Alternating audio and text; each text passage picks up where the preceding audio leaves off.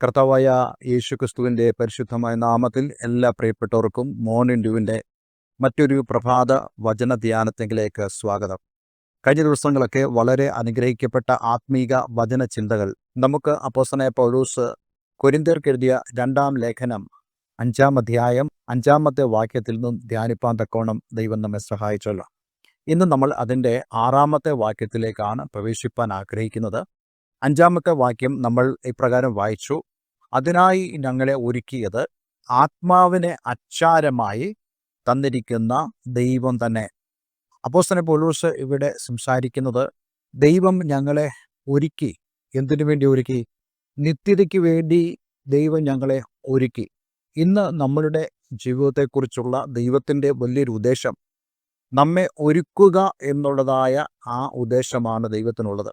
പക്ഷേ അപ്പോസ്തലൻ പൗലോസ് ഇവിടെ ഒരുക്കി എന്ന് പറയുമ്പോൾ ദൈവം ചെയ്യുന്ന കാര്യത്തെക്കുറിച്ചാണ് നമുക്കിവിടെ കാണുവാൻ കഴിയുന്നത്. ഞാൻ ഈ ദിവസങ്ങളൊക്കെ നിങ്ങളോട് സംസാരിക്കുന്ന ആ വചനത്തിൻ്റെ ഉദ്ദേശം, ഈ ഭൂമിയിൽ നമ്മൾ ജീവിക്കുമ്പോൾ നമ്മുടെ ജീവിതം കൊണ്ട് ദൈവം എന്താണ് ഉദ്ദേശിക്കുന്നത്, അതുപോലെ തന്നെ നാം എപ്രകാരം ജീവിക്കണം എന്നുള്ള ദൈവവചനത്തിൻ്റെ ഉപദേശങ്ങളാണ് നമ്മൾ ചിന്തിച്ചുകൊണ്ടിരിക്കുന്നത്. നമ്മുടെ ജീവിതം ഒരു ഒരുക്കമാണ്, നിത്യതയ്ക്ക് വേണ്ടിയുള്ള ഒരു ഒരുക്കമാണ്. ആ ഒരുക്കം നടത്തുന്നത് നമ്മൾ ഒറ്റയ്ക്കല്ല, മറിച്ച് ദൈവം നമ്മെ അതിനായി ഒരുക്കുന്നു. അങ്ങനെ അപ്പോസ്തലനായ പൗലോസ് സംസാരിച്ചു വരുമ്പോൾ പരിശുദ്ധാത്മാവിനെക്കുറിച്ചുള്ള വളരെ പ്രധാനപ്പെട്ട ഒരു പരാമർശം ഇവിടെ നടത്തുന്നു. പരിശുദ്ധാത്മാവിനെ ദൈവം എങ്ങനെയാണ് നമുക്ക് വേണ്ടി ഉപയോഗിക്കുന്നത്? കഴിഞ്ഞ ദിവസം നമ്മൾ ചിന്തിച്ചു 5-ാം വാക്യത്തിൽ, അതിനായി ഞങ്ങളെ ഒരുക്കിയത് ആത്മാവിനെ അച്ചാരമായി തന്നിരിക്കുന്ന ദൈവം തന്നെ. ആത്മാവ് അച്ചാരമായി, ആത്മാവ് ഒരു ഉറപ്പായി, ഒരു സീലായി ദൈവം നമുക്ക് തന്നിരിക്കുന്നു.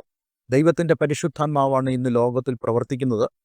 പക്ഷേ നമ്മൾ ഓരോരുത്തരും പരിശുദ്ധാത്മാവിനെ നമ്മുടെ വ്യക്തിപരമായ ജീവിതത്തിൽ അനുഭവിച്ച് അറിയേണ്ടത് വളരെ ആവശ്യമാണ്.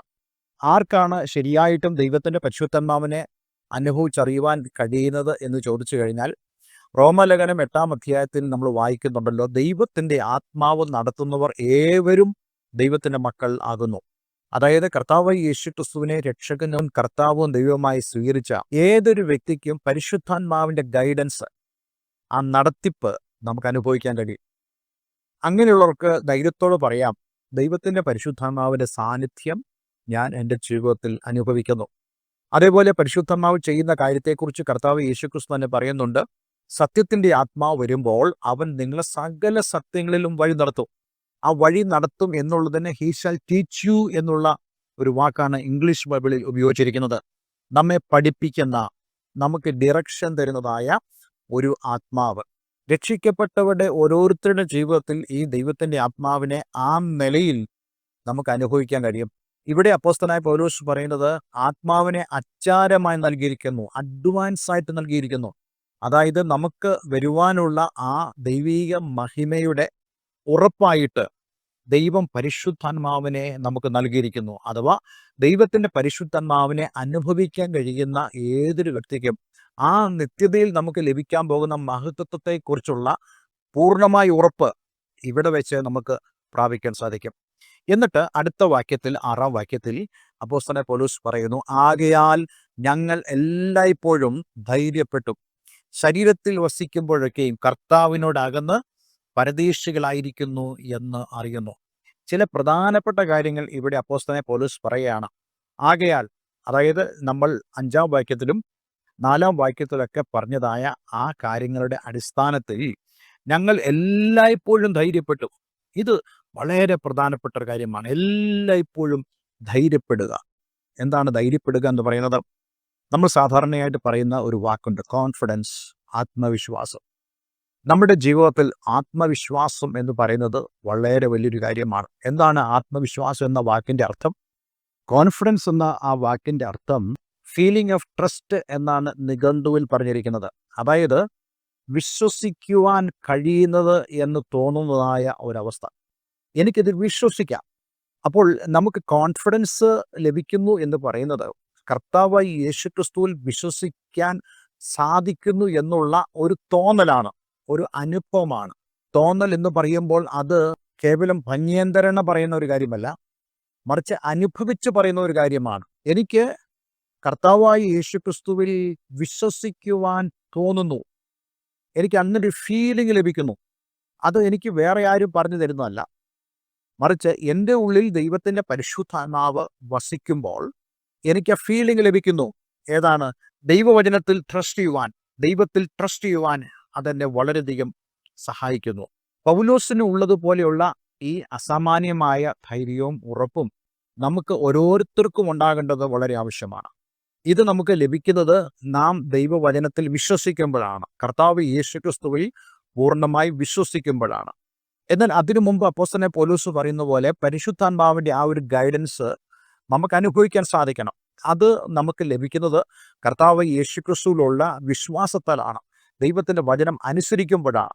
അപ്പോസ്തലനായ പൗലോസ് എഴുതിയ 1 കൊരിന്ത്യർ 2-ാം അധ്യായം അതിൻ്റെ 9 മുതൽ 16 വരെയുള്ള വേദഭാഗങ്ങൾ വായിക്കുമ്പോൾ അപ്പോസ്തലനായ പൗലോസ് പറയുന്നുണ്ട്, ദൈവം തന്നെ സ്നേഹിക്കുന്നവർക്ക് ഒരുക്കിയിട്ടുള്ളത് കണ്ണ് കണ്ടിട്ടില്ല, ചെവി കേട്ടിട്ടില്ല, ഒരു മനുഷ്യന്റെ ഹൃദയത്തിൽ തോന്നിയിട്ടുമില്ല എന്ന് എഴുതിയിരിക്കുന്ന പോലെ തന്നെ നമുക്കോ ദൈവം തൻ്റെ ആത്മാവിനാൽ വെളിപ്പെടുത്തിയിരിക്കുന്നു. ആത്മാവ് സകലത്തെയും ദൈവത്തിൻ്റെ ആഴങ്ങളെയും ആരായുന്നു. മനുഷ്യനിലുള്ളത് അവനിലെ മനുഷ്യാത്മാവല്ലാതെ മനുഷ്യരിൽ ആരറിയും?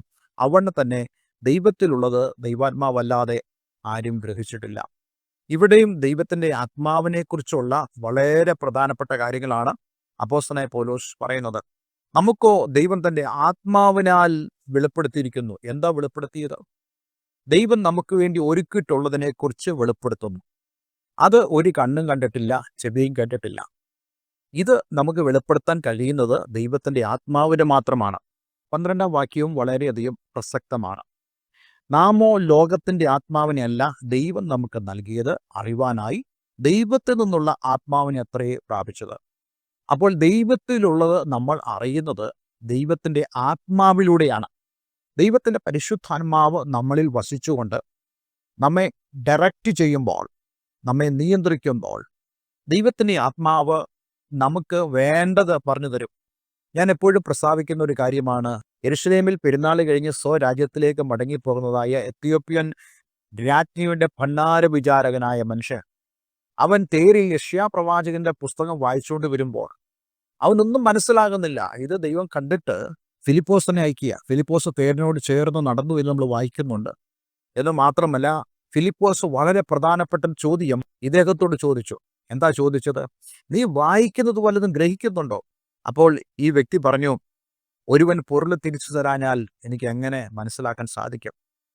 അവിടെ ഫിലിപ്പോസ് പൊരുൾ തിരിച്ചു കൊടുത്തു. ഇതേ കാര്യമാണ് ഇന്ന് പരിശുദ്ധാത്മാവ് ചെയ്യുന്നത്. നമ്മൾ പരിശുദ്ധാത്മാവിനെ ട്രസ്റ്റ് ചെയ്യുമ്പോൾ, പരിശുദ്ധാത്മാവിനെ അനുസരിക്കുമ്പോൾ പരിശുദ്ധാത്മാവ് നമുക്ക് വേണ്ടത് പൊരുൾ തിരിച്ചു തരും. അതുകൊണ്ടാണ് നമ്മളിവിടെ വായിക്കുന്നത്, ദൈവം നമുക്ക് നൽകിയത് അറിവാനായി ദൈവത്തിൽ നിന്നുള്ള ആത്മാവിനെ അത്രയേ പ്രാപിച്ചത്.